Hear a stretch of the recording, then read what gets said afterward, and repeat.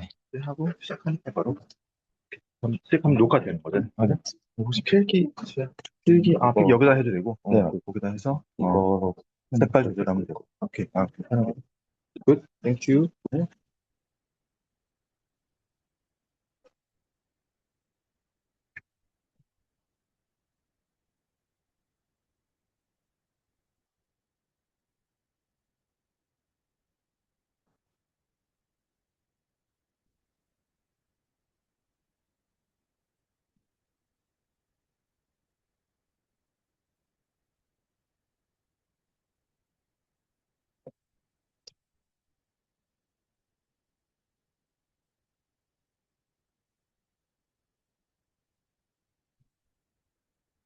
음.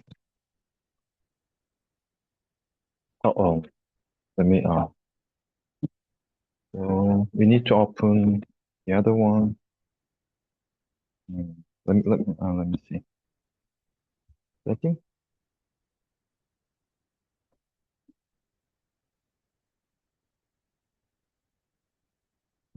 Hold on a minute, sorry. Sorry for the delay. 어, 어디 갔지?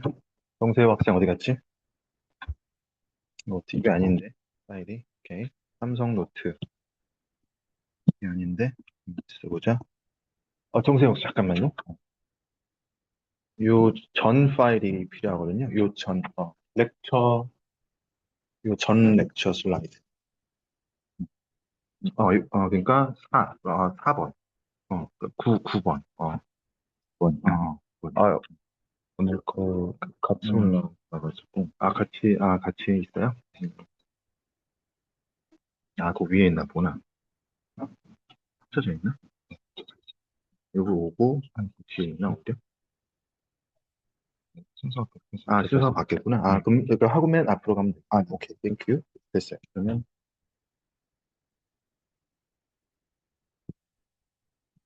오케이. So today's topic is optimal investment in freeways in the free. Okay, yeah. So I didn't know that there are so many military soldiers. So in Korea, after we serve the mandatory military, we're supposed to serve maybe several years as kind of a preparation soldier. So there is a 1 day training for during college. After graduation of college, we need to go to military services for 3 days. Okay, that's a huge time. Um, so if you have to stay 3 days in the military, then it's a big big cost. The cost is very high. Okay? Yeah. But for 1 day service, like today, it's small thing. So they just go there and then they get training, they eat lunch. And so in the past, there is no such technology of recording the lecture, but these days we can uh, we can record the lecture so that people can watch the video after the lecture. Otherwise, I would write down on the whiteboard, but why don't we use the slides to do the lecture? Yeah.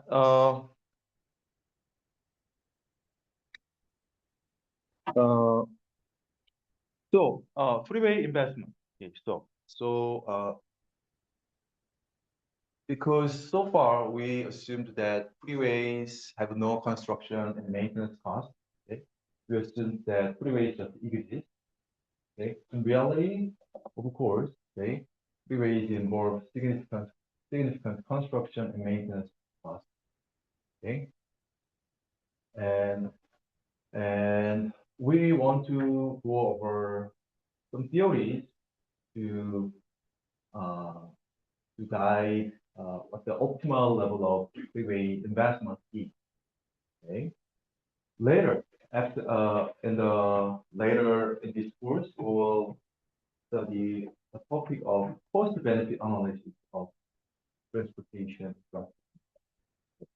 where we will compare uh, cost of uh, investment spending versus the benefit of investment spending.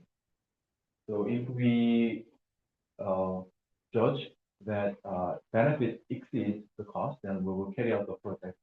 And otherwise, if the benefit is less than the cost, then we will not carry out the project. So that's for the cost benefit analysis of public spending. But in this today's topic, we're going to use the same model, same framework as the one that we went over in the last week to uh, think about how to think about this optimal investment spend.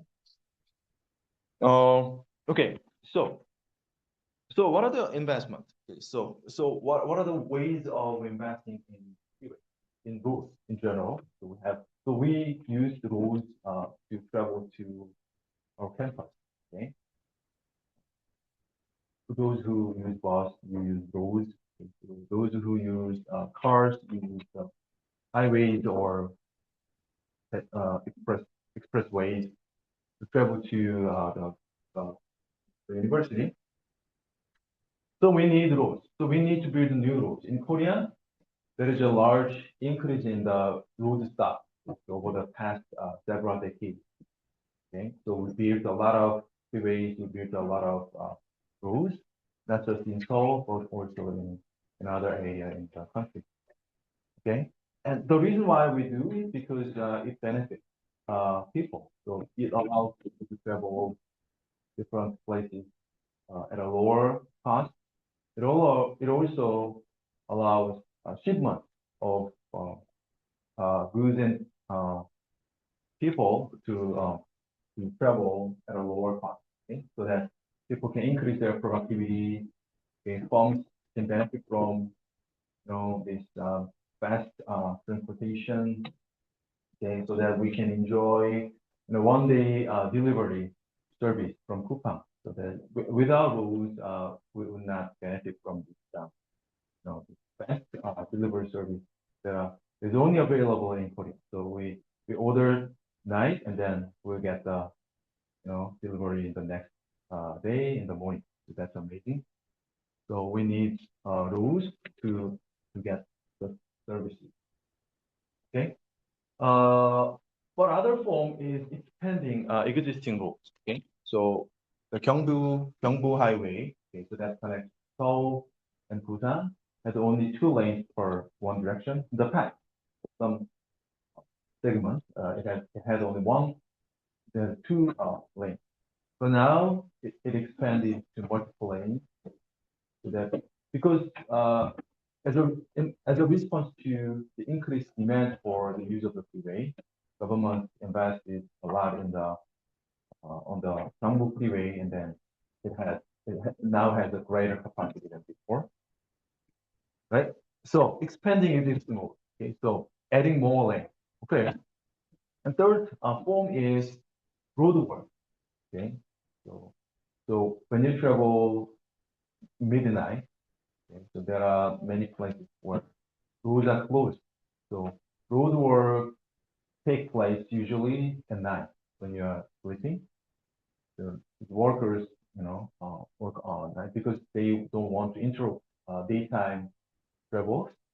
So so they close roads, so which we call road closure, and then there are road work. The purpose of road work is to enhance road quality, okay, such as pavement quality, and they also maintain electric signaling systems and so on. Okay, so these are 3 main forms of investment in freeway. So they involve uh, investment cost, the investment spending. So capital cost, and maintenance cost. So why do we invest in the freeway?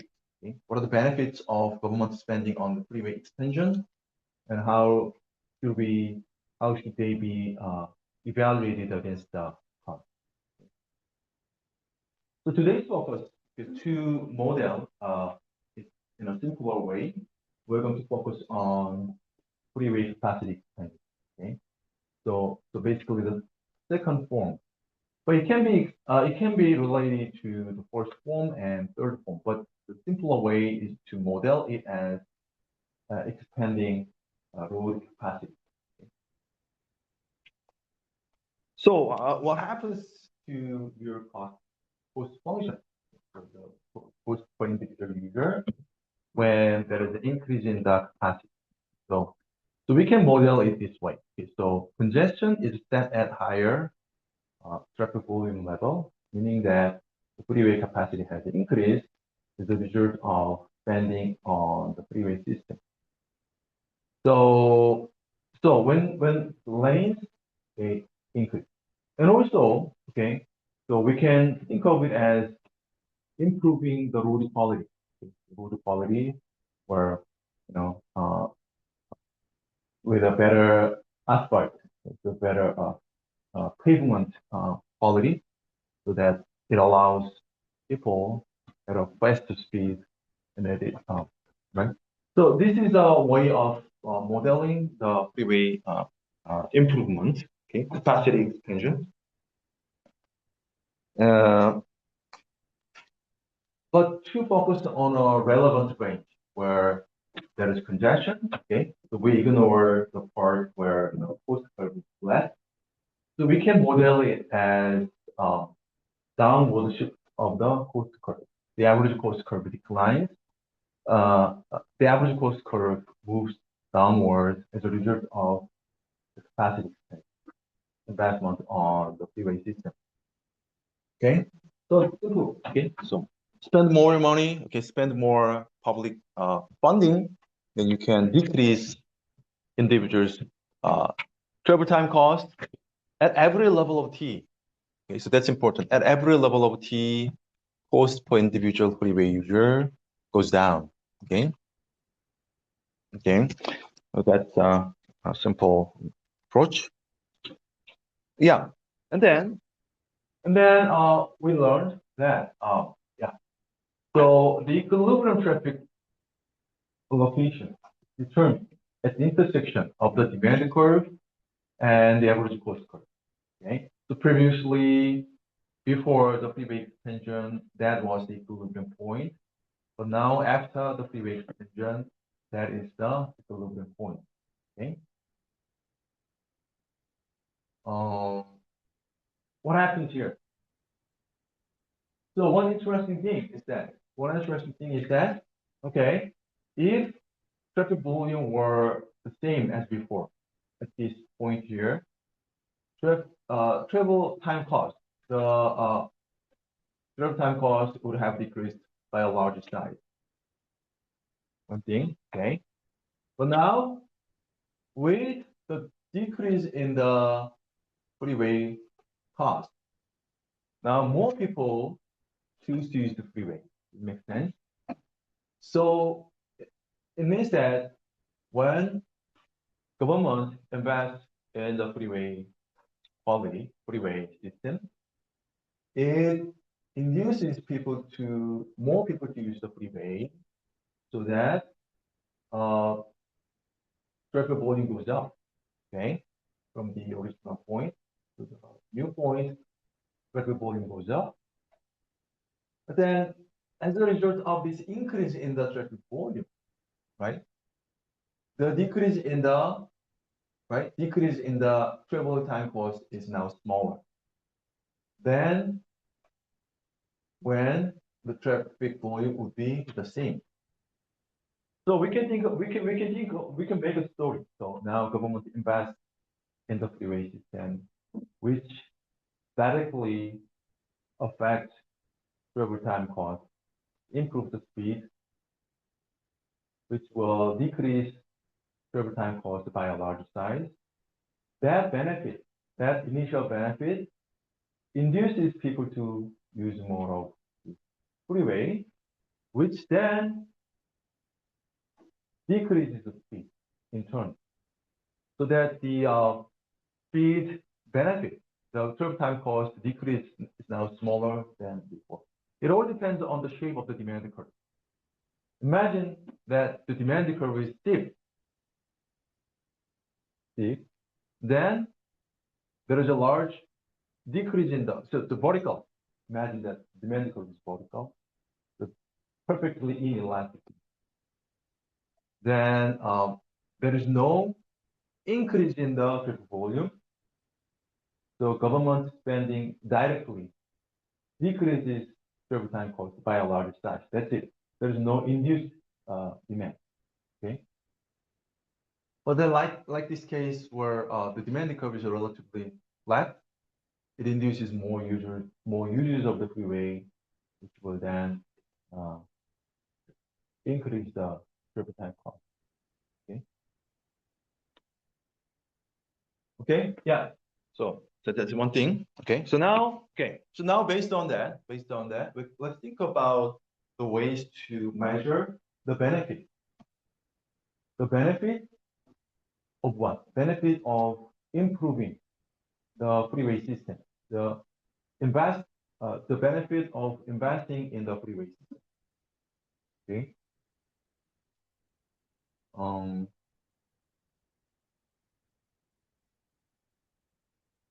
I'm just curious. Is it really right that so many of these, students guys went for the military today, or some, knew that there's no attendance tag and then they decide not to apply? I don't know, but maybe in the past it was not that large, reduction in the size. Anyway, okay, I was just curious. So let me check later. So what was the topic? So yeah, so how do we measure the cost decrease?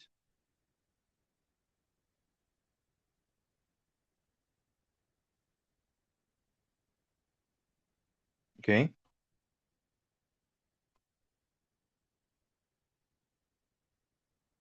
Yeah. Yeah. So what happens? So why do we invest in the freeway system? The reason is because we believe that it decreases what? It decreases cost. Okay, cost. So that is average cost curve, right? And then this is new average cost curve. Okay, average cost curve new. Okay, and before that, okay, so before that, okay, so before the increase in the freeway capacity, total cost is the grand total cost. I mean, the total cost of all the travelers in the society is measured by the what here, that part. So what I'm doing, so T eq 0, the original equilibrium, and then that height is the cost per individual freeway user when there is that particular number of freeway users. Okay, okay. So that is total what? Total freeway users cost. Can you see? Okay. Then, okay, think about total cost of all alternate route users. Their costs are measured by this area. Okay. So the black area, okay, black shaded area corresponds to the grand total cost of all people in the society. Okay. Now, what happens if there is investment in the freeway system, so that the average cost curve have shifted downward by this to AC prime. Then there is now E eq 1 is the new equilibrium volume And their cost is measured by this one here, right? This one, and then the others say. So now you can see the difference in the grand total cost before and after the freeway expansion, which is that 80. Okay, so that is the benefit of freeway expansion. So the key point is that if we knew the demand curve and average cost curve, then we are able to evaluate the benefit of freeway expansion. Okay, and then we can compare it to the freeway expansion cost, and then we can make a judgment whether which one is bigger, and then we can decide whether to or not to carry out the project. Okay. Yeah. So extending this analysis. So let's think about the other interesting where you assume that the demand curve how effectively in the line. Okay? But so that's somewhat to think about the demand curve there has some negative slope. So now let's examine two extreme cases where the first one is the case where the demand curve is inelastic.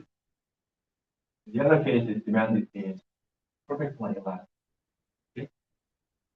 So in elastic demand curve, its demand is fixed regardless of the freeway cost. There's a fixed number of people who use the freeway. That's fixed. Okay. Then that was curve. Okay. Okay. Shift to AC prime from AC. Then how do you measure the reduction in the grand total? It is measured by so initial equilibrium. That is the what? That is the total cost of all the freeway users. That's fixed. Okay. There is no turnaround users. So we don't have to consider that because that doesn't depend on anything. Okay? The number is fixed. But now with the reduction in the average cost curve, it is so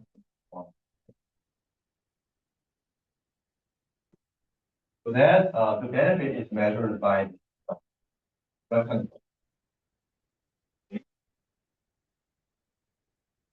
That's so perfectly inelastic. Now let's compare to the case where the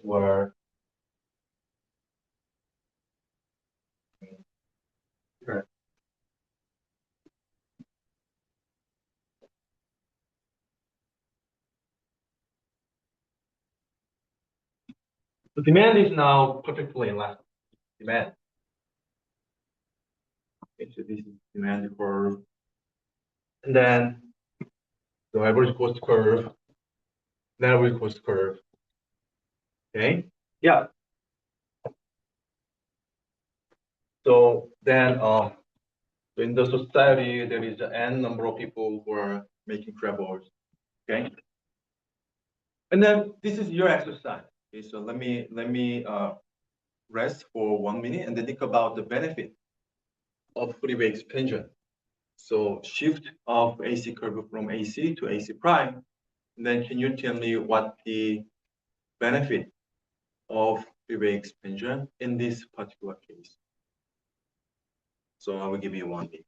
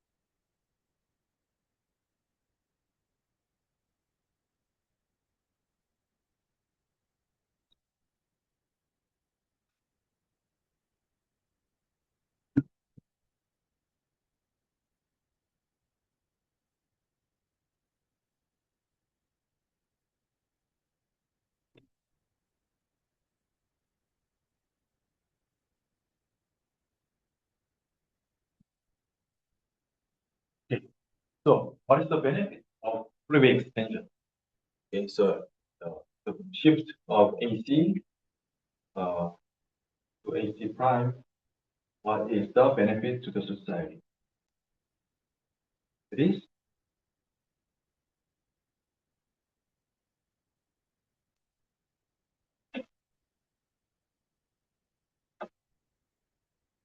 under the assumption that the demand curve is perfectly flat, horizontal. Okay. So no benefit, no benefit. Yeah, it's clear when you draw the graph here. So initially, okay, so before that, before the freeway extension, so there is TEQ 0. Okay, so the freeway traffic volume is small. Okay, so their total cost is this much. Okay, this much, and the others who use alternate route. Okay, so those who are here, their total cost is this much. Okay. Okay. So that is the brand total cost. What it says is that, okay, what it says is that because your demand curve indicates alternate cost, people are indifferent. Actually, people are indifferent between freeway and alternate route. Okay, because they're elastic. Okay. But now, when every cost curve goes down here, then then um what happens is that it is TEQ1. There's more people using the freeway. Okay, more people using the freeway, then their benefit and the other's benefit is this much. Okay, so unchanged. Okay, so what is the mechanism here? The mechanism is that, okay, so ultimately there is no speed benefit, no travel time cost benefit. So even when you shift average cost down, then in response to the decrease in the cost, people use more of the freeway, and then it recovers this point where more people use the freeway, and ultimately the cost is the same as the return route, so that nobody benefits. Okay, so ultimately the equilibrium traffic speed, equilibrium travel time cost is same as before. So then the traffic cost is there's only benefit. Only benefit if freeway extension decreases travel time cost in equilibrium. So you compare only equilibrium point, not every point. So in this case, there's a large reduction in the freeway cost, which benefits freeway. In the other case, then this is more uses freeway will then uh, uh, recover the original speed, that there is no speed benefit. Okay, yeah.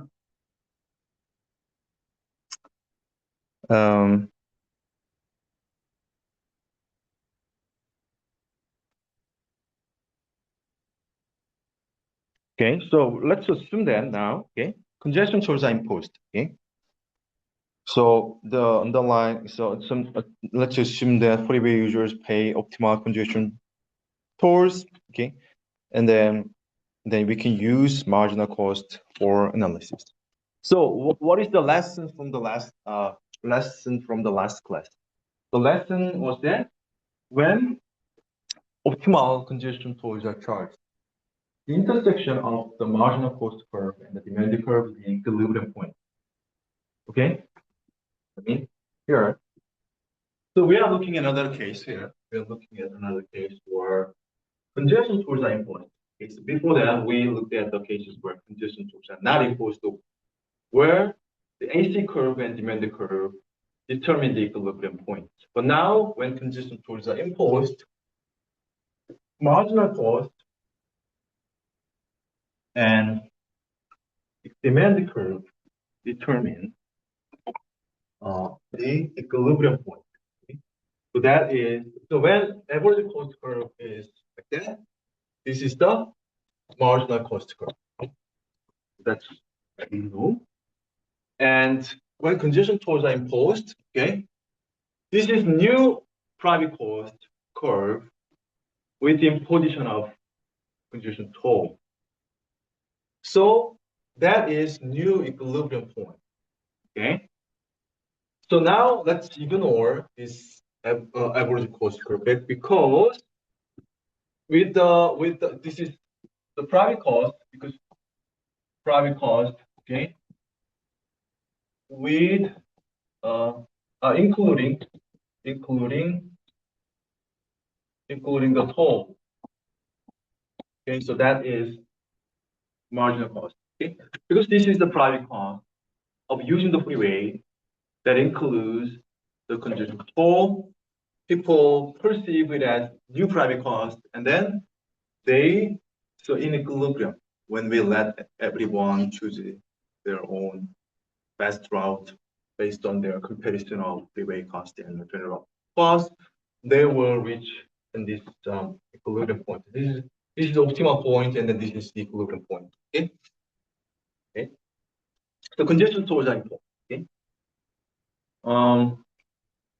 And then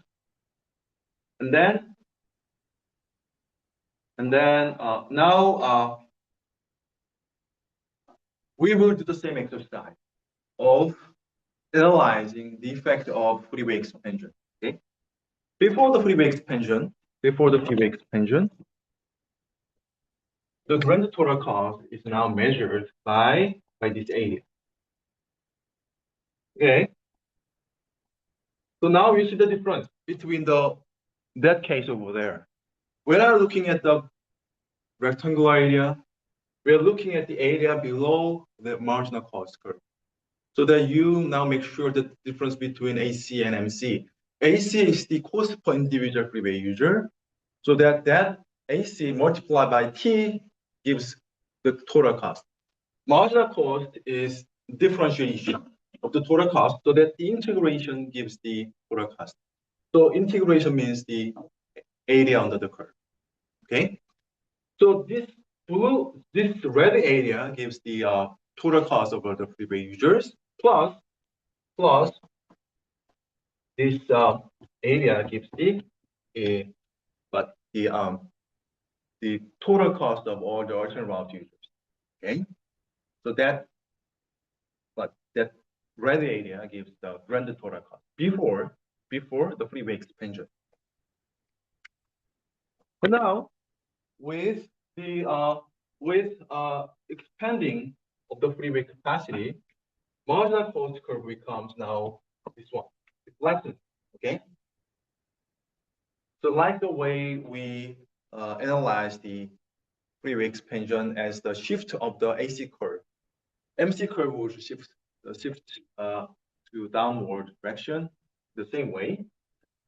Now you can analyze the effect of the freeway expansion on the grand total cost. So this is new equilibrium. So again, this is new equilibrium under the imposition of tolling. Okay. The T of 1 and the T of 0. Okay. To distinguish between these new equilibrium points. So I said this is optimal and then this is equilibrium because this is equilibrium under the imposition of tolling. Okay. Then the grand total cost is measured by this area plus this area, right? You see, now you can see the difference in the grand total cost before and after the freeway expansion. That is that area. So that is the benefit. So that is the benefit of freeway expansion. Okay.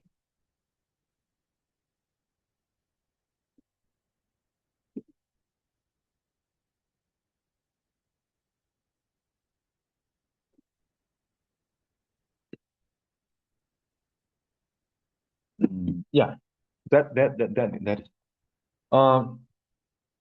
Yeah, so that's what was done here.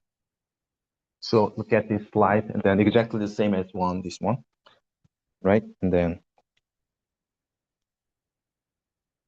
Yeah. Now we asked the central question today, okay? But there is no ultimate answer to this question. But let's we want to make a frame so that we can use it to determine the kind of rule that governs the optimal freeway capacity choice. Okay, so economists are good at conceptualizing, but answering to particular case is another question. But we want to now, okay, so textbook analysis. We want to write down the optimal rule to determine the optimal capacity. Okay, the optimal rule is again marginal benefit and marginal cost rule. Okay, what is marginal benefit? Marginal benefit is this is marginal benefit. What do you mean by marginal benefit? And how come this can be regarded as marginal benefit? Okay, so this is marginal benefit from a unitary. Okay, I know the marker is not good. Right? So marginal benefit from okay a unitary okay increase in the capacity. Okay, marginal. The term marginal is defined in the context of this unitary increase. So this is the benefit increase. The benefit increase, benefit change from a unit change in the freeway capacity. So unit change, what does it mean by unit? So it depends on how we define the unit. So let's say this is 1 billion, the $1 billion investment in the freeway system. That's unit. Okay. So that's marginal benefit. Okay. So in other words, the return from benefit. This is the return from investment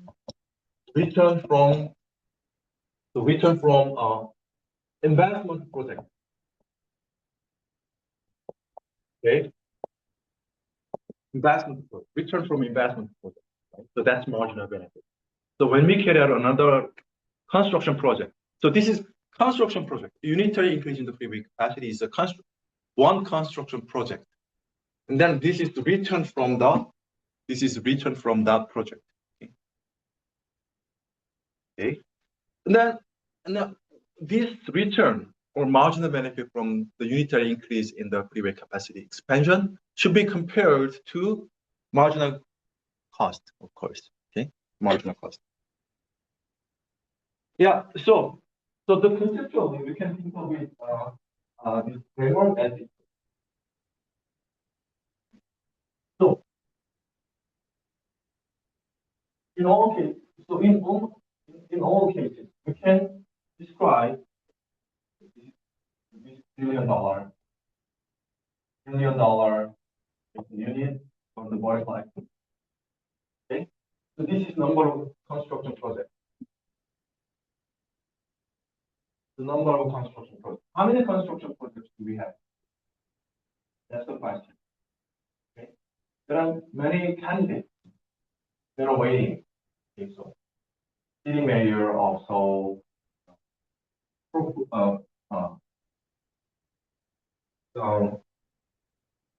submitted a proposal for construction project in the Patco area also, and city mayor of Daejeon also submitted a proposal.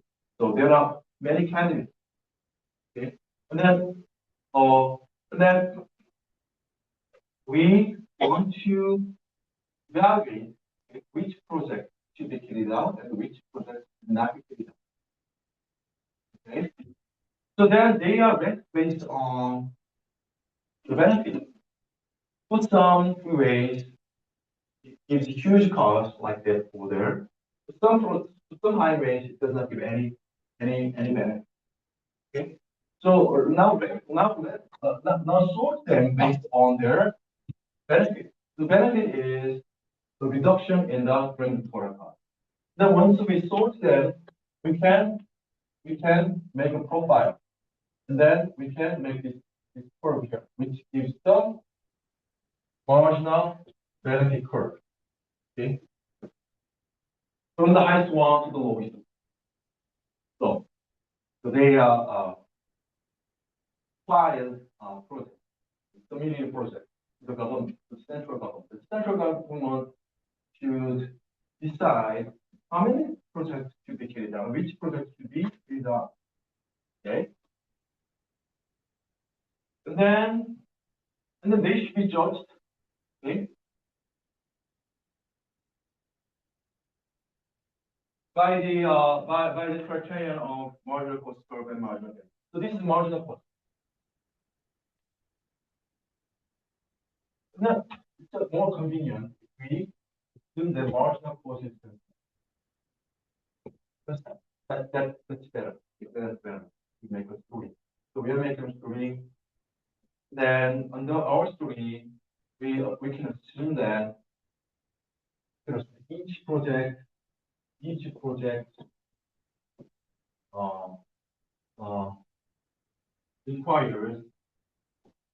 requires all fixed cost,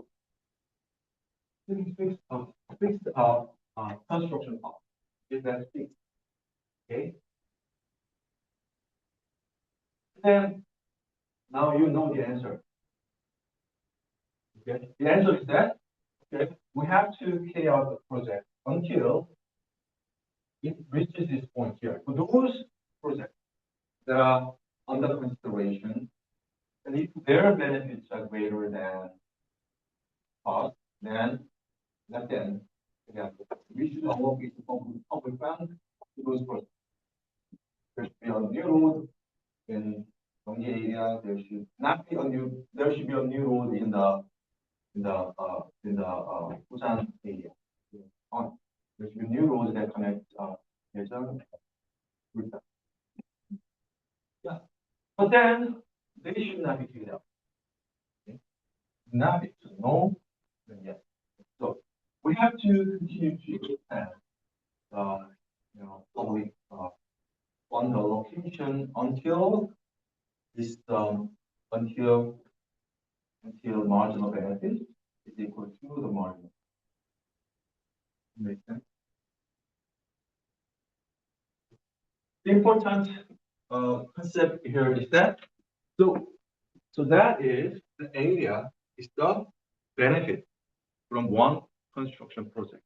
So we can regard it as the marginal benefit of a freeway expansion project, then that should be compared to the marginal cost. Okay, and that's the optimal rule to determining how many projects should be carried out per year. Okay.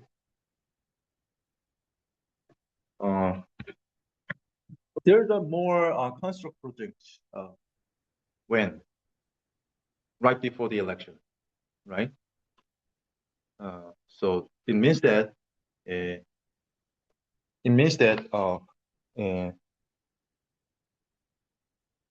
reality is different from the ideal. Okay. Another thing. Okay. So we can make many stories based on this framework. Okay.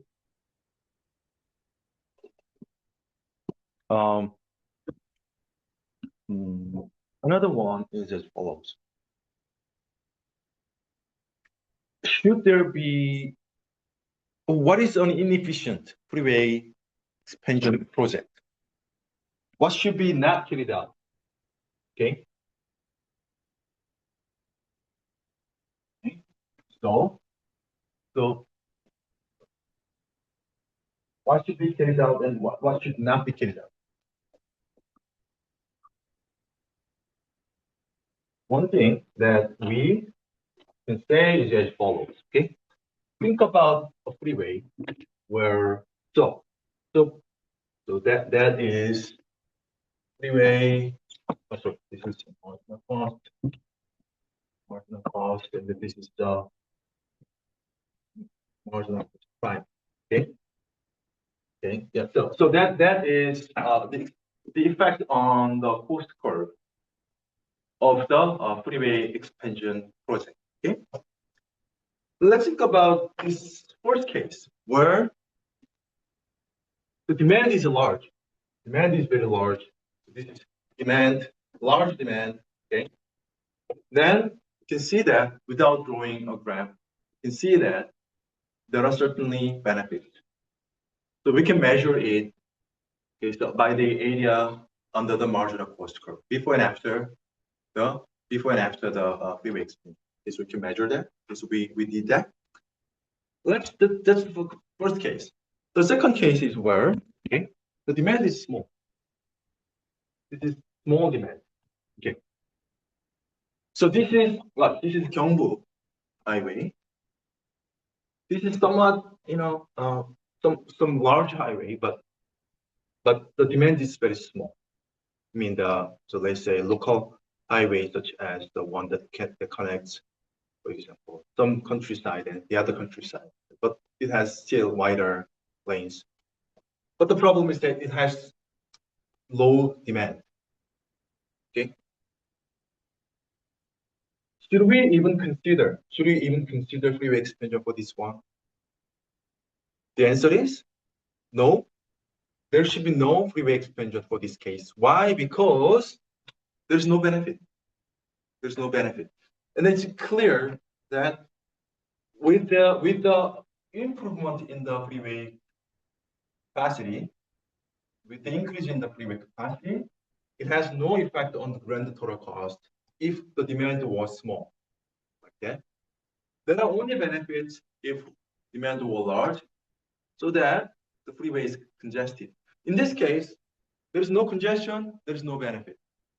Again, if there is no congestion, there is no benefit. Okay, there is no marginal benefit. The marginal benefit is zero. So let me write down this.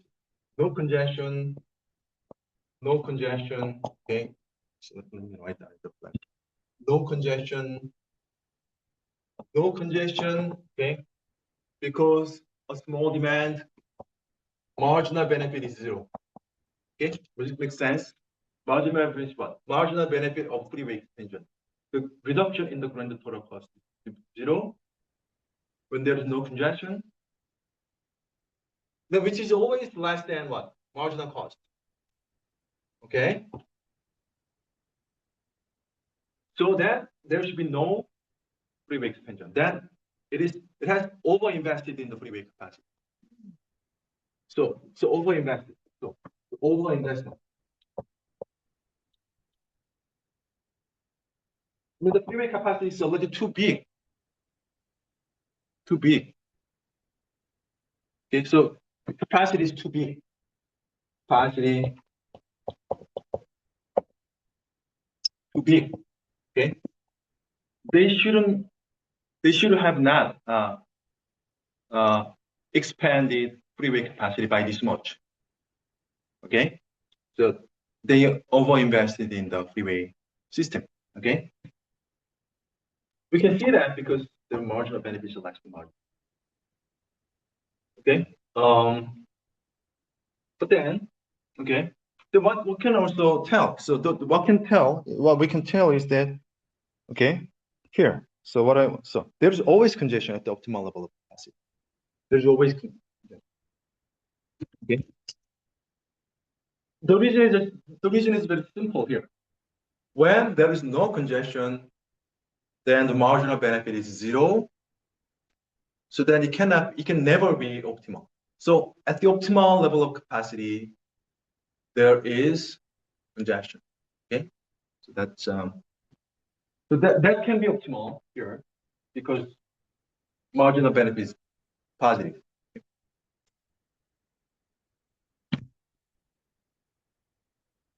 More questions? Okay.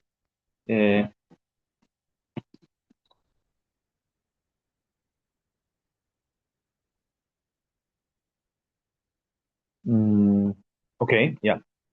Mm, okay. Um, mm, okay. Yeah.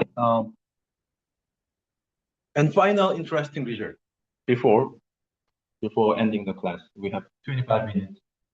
The final interesting result. Okay, so we can discuss the last theorem, which we call. So that's explained. Okay, so let's skip it. The theorem that we will say is self-financing theorem.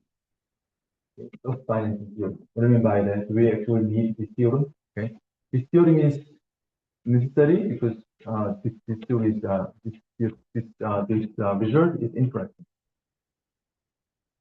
What it says is that the total revenue from optimal congestion tolls is just enough to cover the cost of building and maintaining road capacity. So, yes, in simple terms, it is as follows.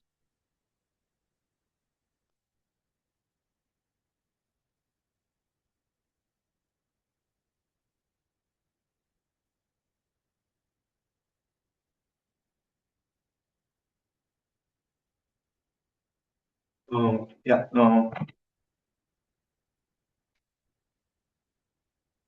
Oh, sorry. I'm thinking of.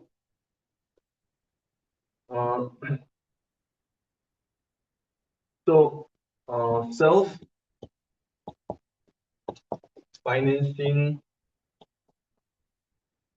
theorem. Okay. It says that. Okay. Total revenue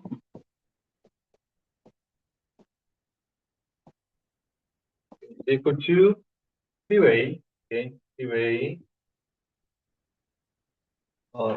Construction plus maintenance cost. Okay, so that's a good result. It's a good result because we we don't need anything but congestion toll. Congestion tolls are exactly enough. It's sufficient to support the freeway cost under certain assumptions. Because without toll revenue, where is this freeway cost coming from? It's from the government, taxpayers like you. So you pay income tax, you pay sales tax, you pay real estate taxes, everything. The source of freeway cost comes from this government tax revenues. But what this theorem says that, if we impose good congestion tolls, then it is just enough to cover the freeway cost. Okay. So another reason why we advocate this policy of congestion tolls. But in reality, of course, as I mentioned in the last class, congestion tolls are rare in the real world because people don't like it. But according to this, hypothetical and ideal, case, congestion tolls are exactly the same as the freeway cost. Okay. The implication is that efficiently priced highway system can be financially self-sustaining. Okay? Right? No additional subsidies are needed if pricing is set correctly.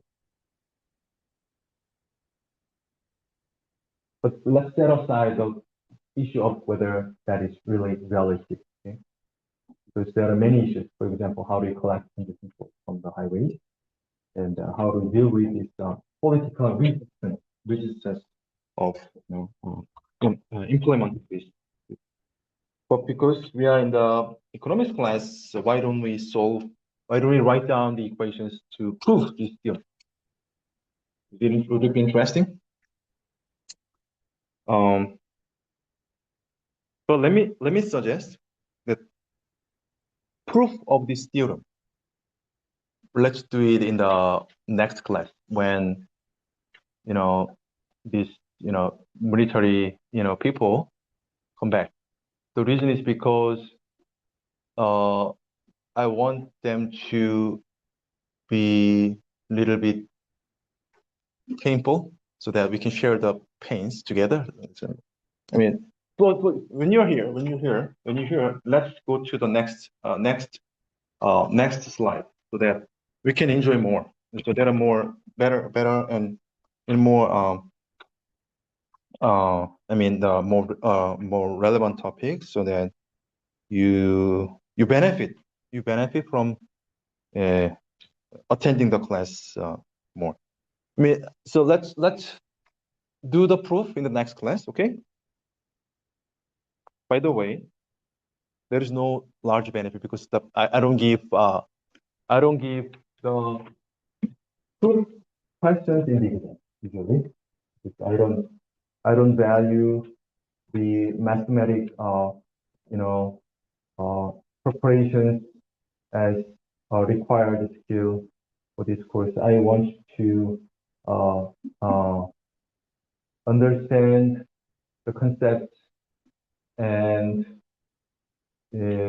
without much mathematical techniques, you should be able to explain in plain words. I think that's enough. Okay, rather than uh, uh, uh, being good at writing down the equations. Okay. Um, so then let's go to what? Let's go to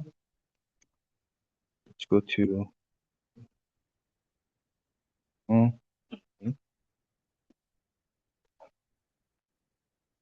okay.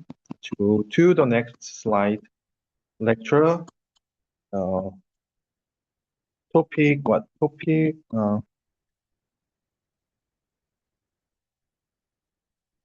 Yeah, this one. Okay. So part 5. Okay. So let's continue talking about congestion. Okay. Yeah. So what is the topic today? Okay. So congestion is one form of externality of driving. Okay. Okay. But there are other externalities. So that's why we want to discourage this driving. Okay. I assume that many of you, okay, didn't drive today. That's good. Okay. I didn't drive either. That's good. But drivers generate externalities. They should be, therefore, they should pay for that. Okay. What kind of externalities do they generate? That's one thing. And policy issues. So congestion toll is one form of price-based policy in the sense that we adjust the incentive. Okay, so we just change the price that they pay when they use the freeway. The price-based policy. But other form of policies that usually politicians prefer is quantity-based policies. It's mainly incentivizing people's behavior, price-based policies. That's good. Quantity-based policies are usually that it's kind of a regulation. Okay, it shows the power of the government official. Not do that. If you do that, quantity-based policy. So usually, while it's easily understood by the politicians and government officials, but we don't view it as a good policy. Okay, but there are some mix of these price and quantity-based policies. So we call it second-best policy. Price-based policies, price-based policies are the first best, but what are the second-best policies? Okay, and then we want to apply this traffic congestion on roads to airport congestion. Did you know that there are congestion also on the airport? I mean, not congestion between cars at the airport. I mean the congestion among flights. Okay, so that's what we will do today. Yep. So one of the externalities. Okay, so you know that. Before that, what are the externalities? Let me open this question. What kind of So what externality? You know, affect other people, and such, negative effects are not perceived as your own private cost. What are such examples? What are the examples of, what are the sources, what are the reasons why car drivers affect other people in a negative way? Other than pollution. What if we drive electric cars? Electric is energy use. Too much energy. Is that could be one source? Oh yeah. So another one, pollution. That's right. Okay. Maybe the other one is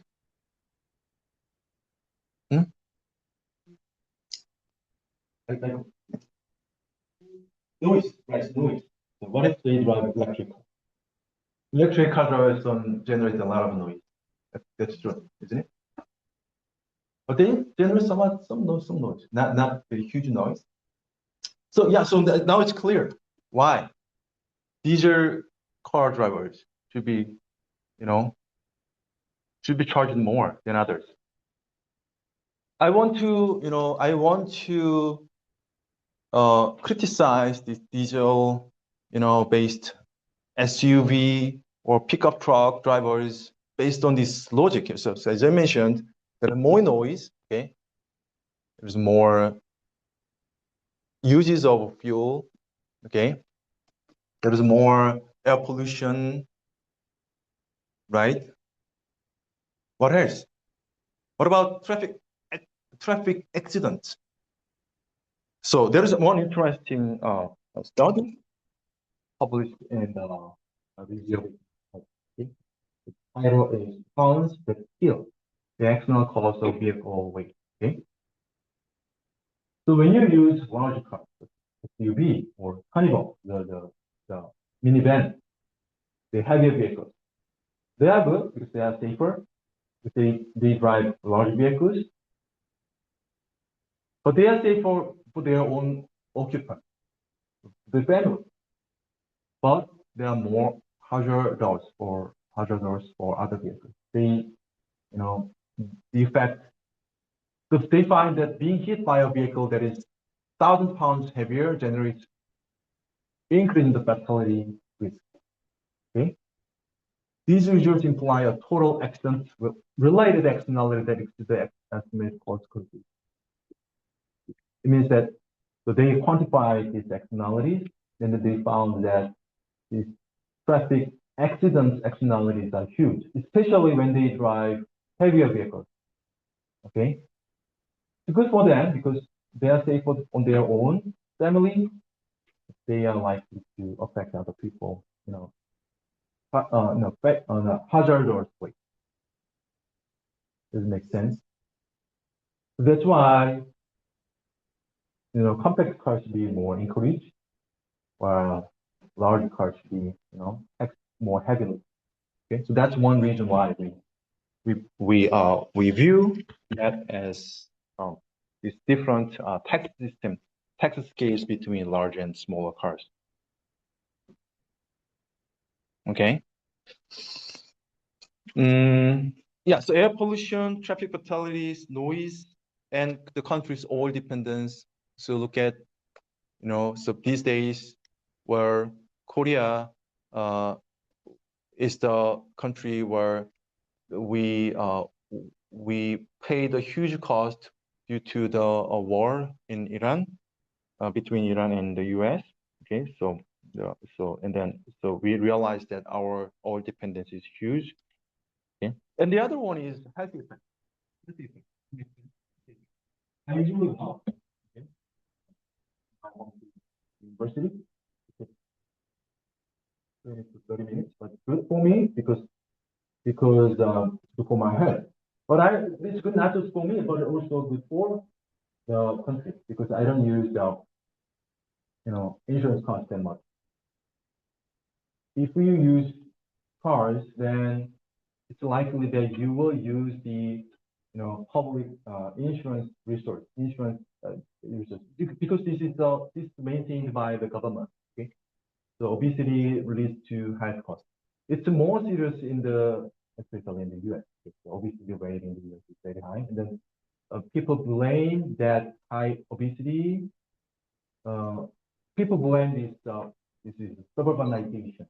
Urbanization meaning that the people now live in a bit suburbanization, so that they rely on cars more than others, than people in the city. Okay. In Korea, because especially in Seoul, we all use public transportation so that we have more chance to walk, so that obesity is relatively less. But if we drive more, we got more weight. Okay. So that's one externality. Okay? Then overuse of roads and infrastructure. So these are the reasons why car drivers generate negative externalities. And how do you model the additional externalities? Okay? This is private cost, average cost. Okay, this is private cost. If only congestion externality is incorporated, then the curve would be that. But when more externality, additionality including cost, that's correct. That's more correct because in reality, people generate more externality in reality. So the red one is true. It means that the optimal peak beyond tax would include emission charges, congestion toll charges, charge on uh, accidents, charge on fuel uses, charge on infrastructure cost. It all includes, and then the tax should be even higher.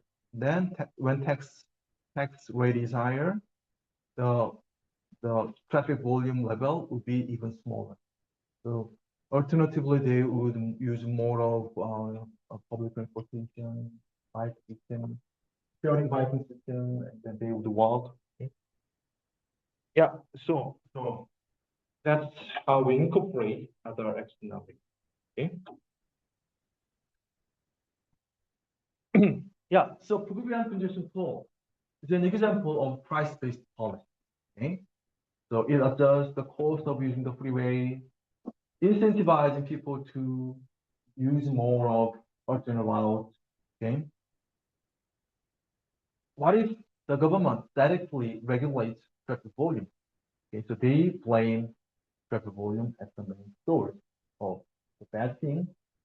So in that case, okay, so in this case, when they decided to directly regulate traffic volume for the quantity-based policy, what are the ways of regulating traffic volume? What are the restrictions that the government can impose on drivers? Okay. We are doing this kind of policy in this week. I don't know how it.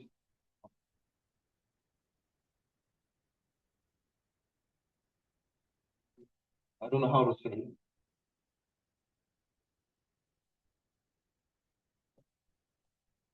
I don't know how to say it in English.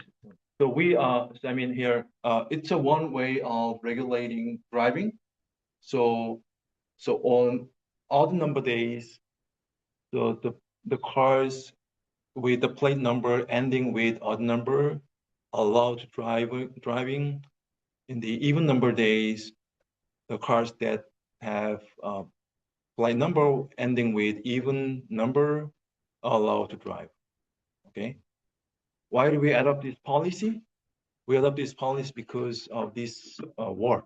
Okay, so the large increase in the fuel price, so we adopt this policy. This is one way of regulating traffic volume directly by restricting driving, so based on the plate numbers. And in Beijing, this place-based restrictions is adopted. Okay, so but I don't know whether it's still active, but in Beijing, I know that, especially starting from the Beijing Olympic, they adopted this policy. Anyone who's from hearing this question, because you will know whether this place-based policy But in Korea, actually, we also had this policy long before you were born. It was Seoul Olympic, 1988. We had this policy. It's a plate-based driving restriction. Okay, did you know that? Didn't know that. Okay. Also in Singapore, it's very expensive to buy a car. Why is it so? Because they restrict the license of purchasing a vehicle. Okay, it's a huge cost. Okay, so you have to wait a very long time to purchase a car. Okay, so who would buy a car and who would not buy a car? It's depending on the government license. So in many developing countries, so like we did in Seoul, and in these big cities, Beijing, Mexico City, they implement similar policy because they are worried about this congestion. These are quantity-based policies. Okay, the final slide. The quantity-based policies sometimes do not prioritize based on willingness to pay. Okay, who value the right to use cars are allowed to use. That's evaluation based on their willingness to pay. Price-based policies incentivize people so that people whose valuation on car driving continue to drive, whose valuation on car driving is low, will switch to other routes. But price-based policies, something like this one here, don't account such individual valuations. Okay, there is no choice of individuals based on their willingness to pay, their own cost. Okay, so in that sense, the allocation is inefficient if we restrict cars based on car numbers, plate numbers, based on income, based on other demographic characteristics. They try to make criteria based on many information, but such allocation is inefficient. Then, when people decide based on their own preference, that's price-based policy. Okay, so that is why congestion control is efficient. Okay, there are other policies as well. Okay, so in the next class, when people come back, so we'll start with mathematics. Okay, so that will be painful. See you next week. Okay.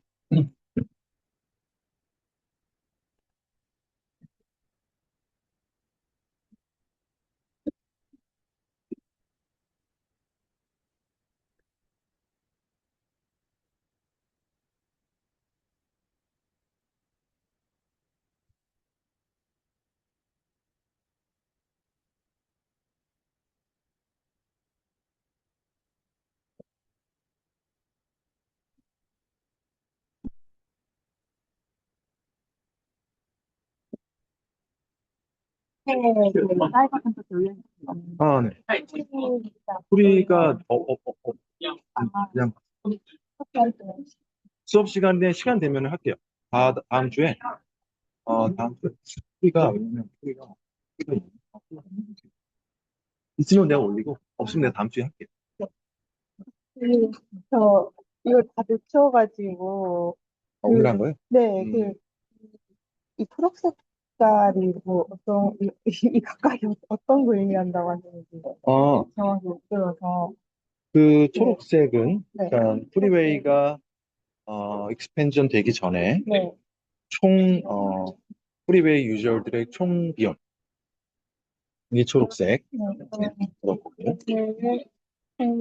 프리웨이에서 총 비용이라고 이 빨간 거는 그럼 그거는 이제 프리웨이가 익스펜전 된 뒤에 애프터 네. 익스펜전이죠. 네. AC 프라임으로 이동한 후에 네.